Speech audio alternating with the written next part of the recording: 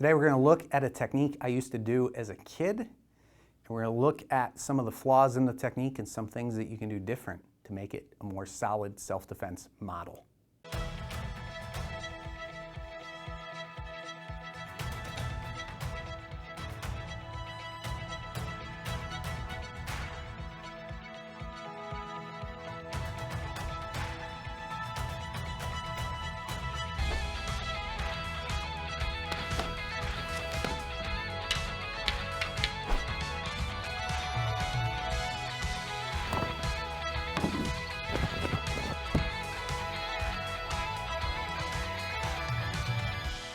All right, so again, I have Brody here to help out. Let's do a shoulder grab. This is a technique we used to do all the time when I was a kid. There's three ways of doing this, 2 or 3 ways. We would wrap the arm up, and then we would move in for a choke, and I'm re-grabbing for leverage. That's the first way. Second way, we would grab the clavicle, pulling down, again grabbing for leverage. This is going to be the constant. Third way is we would just grab the shoulder, and again, grab for leverage. So you have those 3 ways of performing the technique, and I don't care what way you choose. Here's the problem is, well, first, we would just wrap. What I would recommend is you apply a check to begin with, if this is the technique you're gonna do. You know, maybe he's grabbing a hold of me, and what's he doing? He's probably gonna pull me in and try to punch me, right? And now I'm busy doing this. Do you think he stopped trying to punch me while I'm wrapping him up? Now you might say, well, you just gotta be quick enough. That's what's going to make the technique work. That's the difference between being punched in the face and actually being able to perform the technique. Well, maybe, but I don't think that's a good approach. There's something super simple that you can do. So person's grabbing, again, maybe they're pulling, and so I have my check because I'm moving in a direction where all he has to do is let go and hit me with this hand. But what am I going to do? Think back to one of our combinations. If you've been following us on YouTube for a while, we have quite a few videos talking about this combination. It's #1 combination in Shaolin Kempo Karate, and that is, I'm going to strike. Now, I don't like thinking of this as just a rake. I want to hit, heel of the palm, and then the fingers are secondary, but I'm hitting him first. I'm going to hit. This is going to be used to hit and try to break his height, start controlling him, start putting him on the defense. And now I can move in for my technique.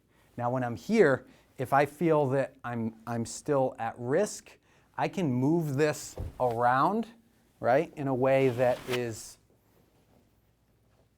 negating his ability to punch. So if he's coming at me and I'm falling away from it, now maybe I go into another technique where I set him up for a takedown. Okay, you have a lot of options. The main thing I wanted to look at today, and there's a lot of things that you can explore within this, and I'm sure there's lots of things that you can argue about as far as different ways of approaching this. And that's good. It's good to look at a technique and explore the options in a healthy debate. So if he's grabbing, the main thing I wanted to look at is the fallacy of me. And kids used to do this in school. I'm just remembering it now. This was a technique a lot of people knew, whether they did martial arts or not. For some reason, I wasn't showing them.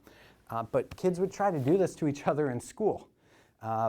And it's a fallacy that to be able to come around and grab the person, because what used to happen is somebody would grab. I remember this happening in the hallways, like after lunch.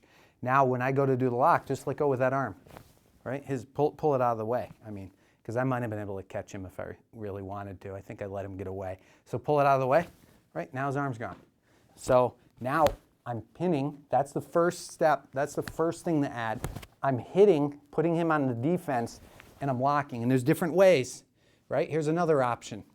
If he's pulling me in, I'm giving you guys more than I wanted to. If he's pulling me in, I can let this just sit down, and now I can lock him here. And I'm locking him at a slightly different angle, which can help negate that arm, maybe even a little bit better. And now we're not going into this. But look, if I'm here and he's really struggling and he's trying to straighten it, so yeah, now we move into this, or this, or this. Let's go through it again. So we have pin, hit. There's one last thing I wanted to say.